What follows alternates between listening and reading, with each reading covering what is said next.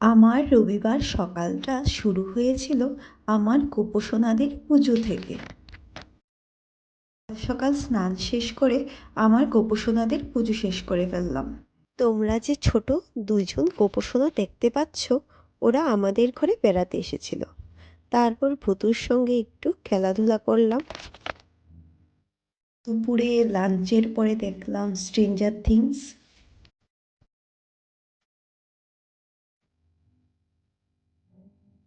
সন্ধ্যায় আমার সন্ধ্যা পূজা শেষ না হতে হতেই ও আমাদের জন্য নিয়ে আসলো টিফিন।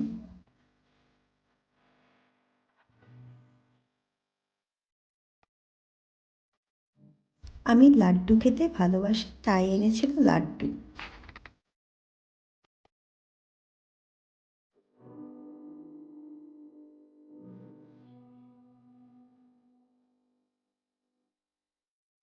টিফিন করার পর আমরা দুজন মিলে দেখলাম মুভি।